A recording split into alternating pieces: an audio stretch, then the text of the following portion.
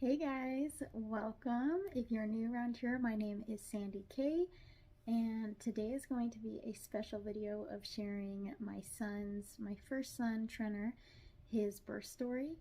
I am currently 31 weeks pregnant with baby number 2, and I've been meaning to make this video for a while, and now is the perfect time as I kind of have the birth of this second baby coming up. I wanted to reread my son's birth story that I had written down, and I highly recommend writing yours down right after you give birth because you really do forget so many details.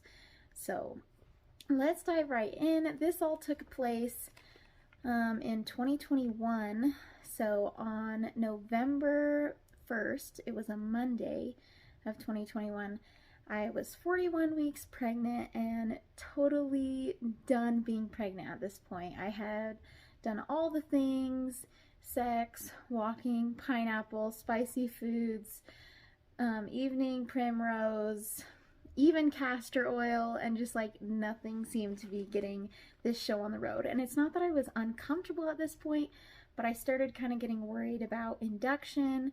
The midwife that I was with would allow me to go up to 42 weeks.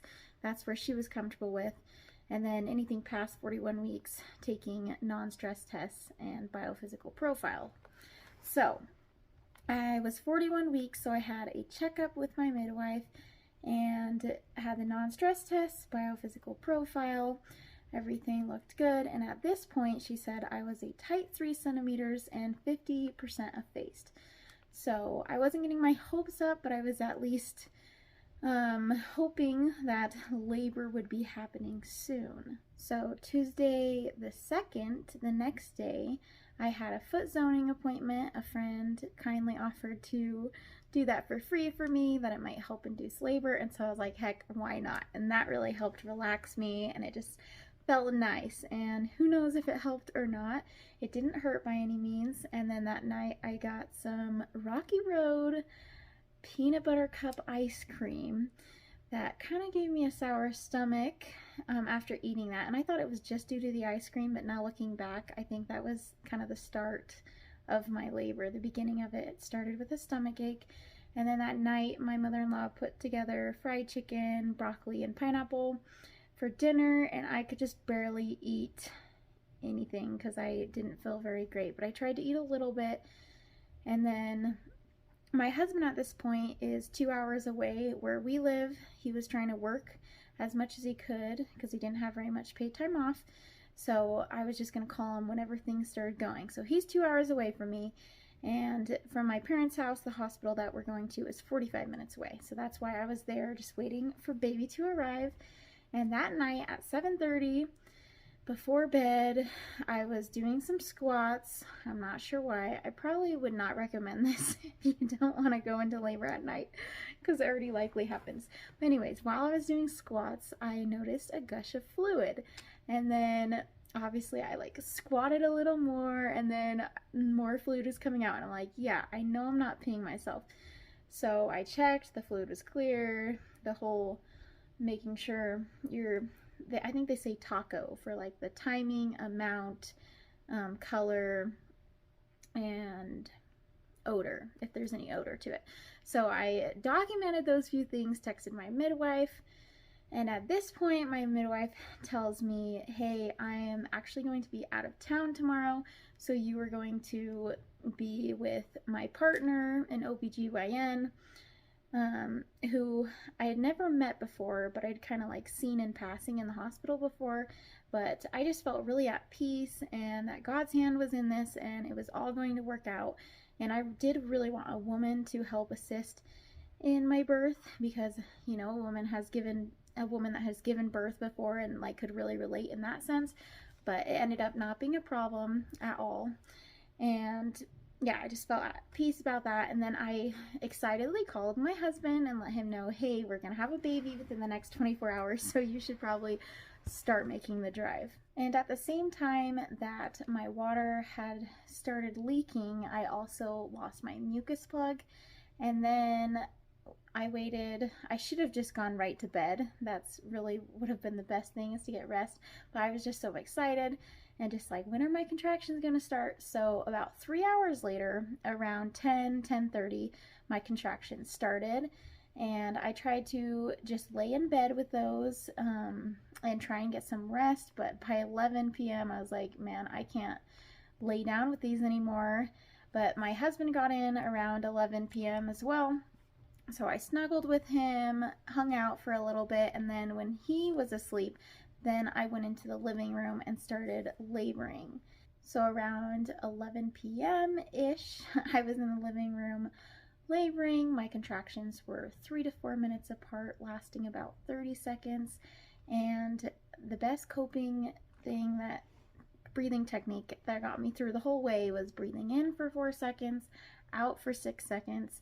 And then the most comfortable position for me was either standing up, leaning over on the counter swing, or leaning on my knees over the yoga ball and swing. And that just felt best for me. And I tried to stand up as much as I could just to help with gravity, hopefully assisting in a quicker labor.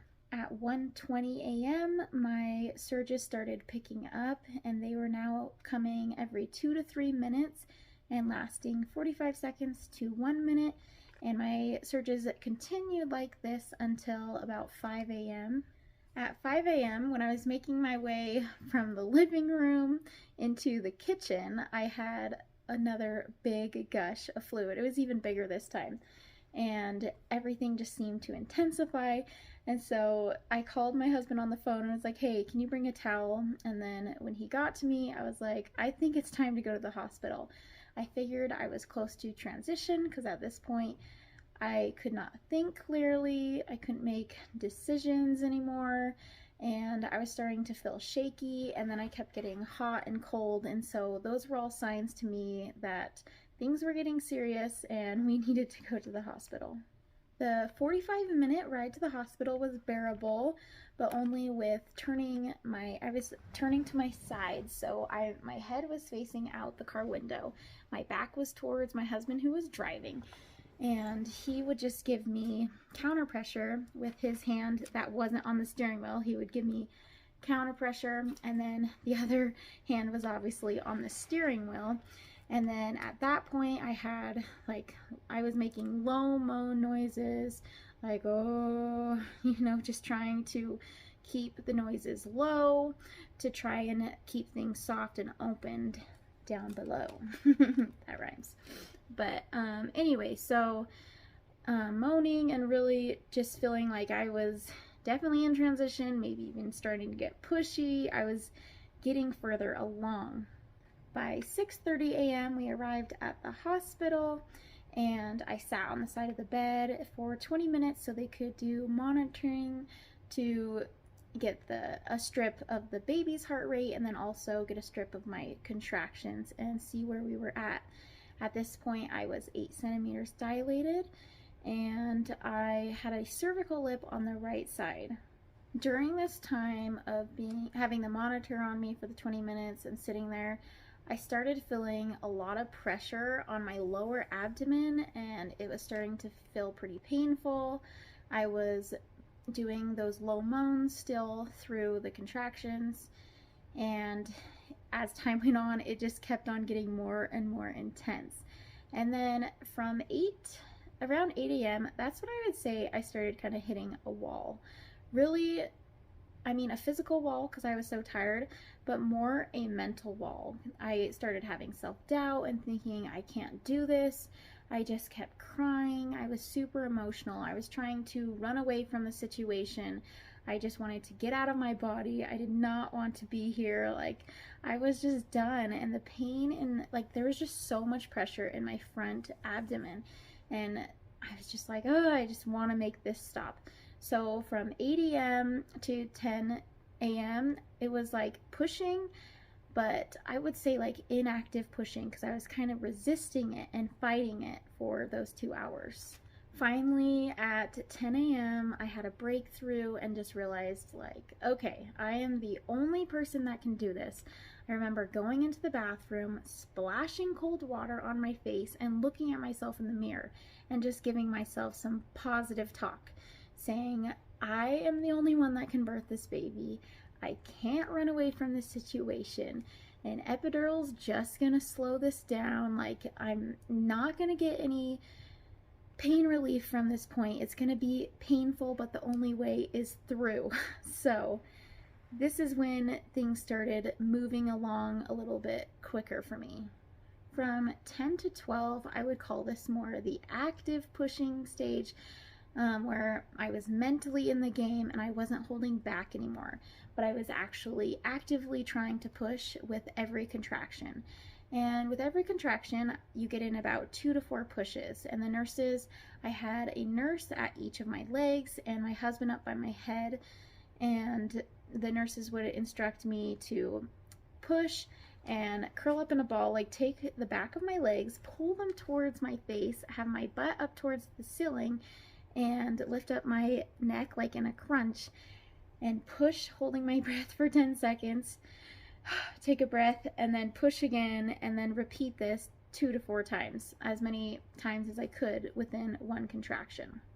And my husband was a wonderful support. He was up by my face giving me the fan, and then I also had the mister with the fan, which was great because I was getting really hot. And then he'd give me water, and I would say left hip, and he would squeeze my left hip, and then at one point I got a calf cramp, and so he was working that out. So I definitely couldn't have done it without all my support people. I ended up doing most of my pushing on my back, which is what I would have thought is the last position I wanted, because I wanted to be squatting and doing things to help with gravity. But at this point, it had been, I had been up all night. I hadn't gotten any sleep that night, and I was just so tired that I couldn't do anything but lay on my back. So I'm on my back, and they had the hospital bed inclined so that I could be in a more upright, gravity positive position. And I did, for a few contractions, the nurses suggested I turn around and squat and drape over the back of the hospital bed. And so I did give that a go, but it was definitely not my favorite position. It was a lot more painful, which probably means it was more favorable for the baby to come out quicker, but I was just way too tired. So I went back to laying on my back, and then my contractions for those first 3 hours of pushing had really stalled out, because when I got to the hospital, my contractions were 2 to 3 minutes apart, lasting about a minute, and they had stalled out to every 4 to 5 minutes.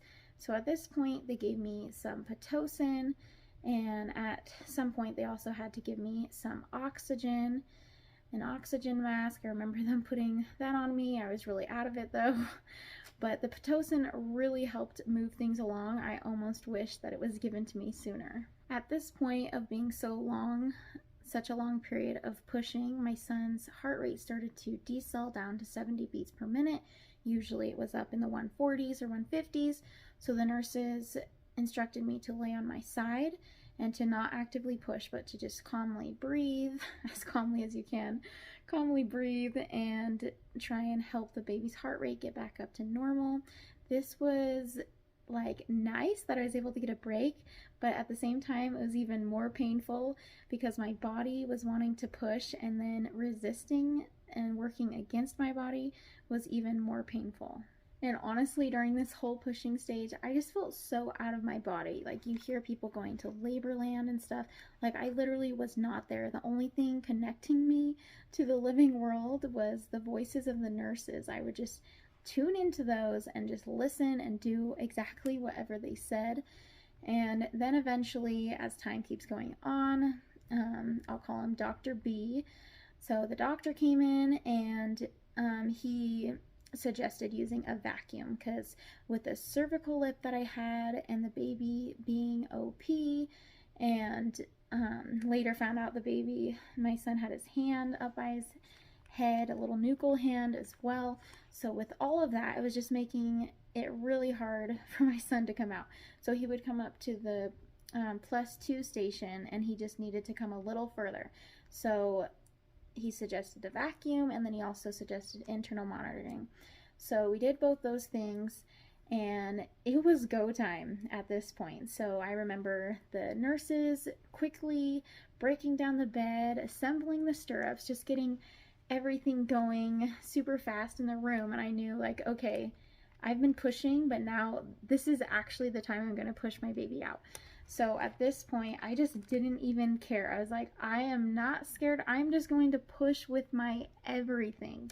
So I just remember thinking in my head, like, get out of my vagina. Just like, I don't care at this point, just get out. And so I pushed with all my might. I remember it felt like my head was just like a big red balloon, just getting so big as I was pushing, and the baby finally came out. My son finally arrived, and the first thing I did was rest my hands on my stomach and say, oh, my belly's so tiny, like, oh, I don't have someone inside me anymore. So that was the first thing, and then I asked, like, what time is it? And it was 12:04 when my son was born. And then I replied, oh my hell, I've been pushing for 4 hours. I just couldn't believe it had been so long of pushing that baby out, because when I got to the hospital, I honestly thought it was going to go pretty quick, like 8 centimeters, okay, not that much longer from here, but it did end up taking a while. And a note for my future labor here is, and for you ladies, don't do what I did where you're pushing up towards your face, because I did end up popping a blood vessel in my right eye. I had puffy eyes, a swollen face, and I was not looking too hot. When I looked at myself the first time in the mirror, I just laughed and was like, oh my gosh, I look freaky. Almost as I look as freaky as my son, because he had a wonky long head from the vacuum, being assisted, helping him out. So we were quite the duo.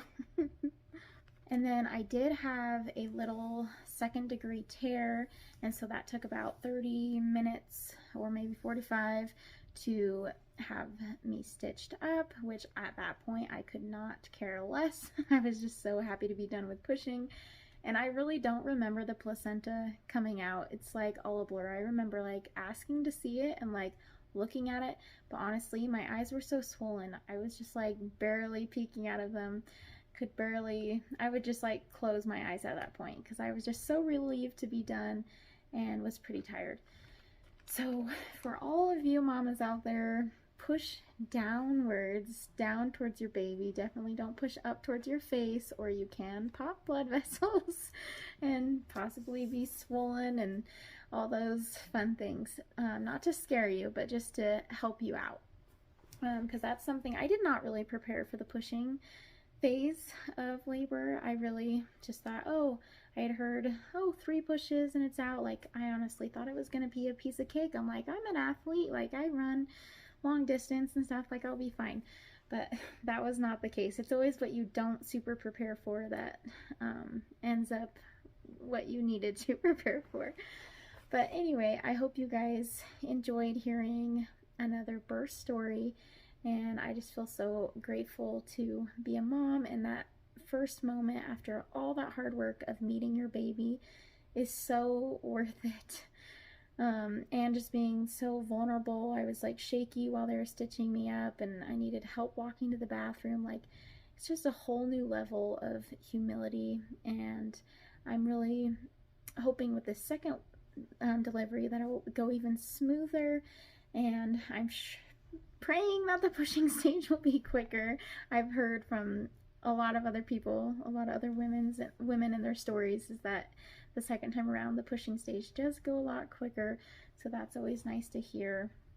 But yeah, I just want to encourage you that you can do this, mama, and you are so strong, and it's just the best feeling in the world to meet your baby and have them in your arms, and then just be so amazed that your body housed that baby for 9 months and then was able to push them out and just have a beautiful, perfect baby.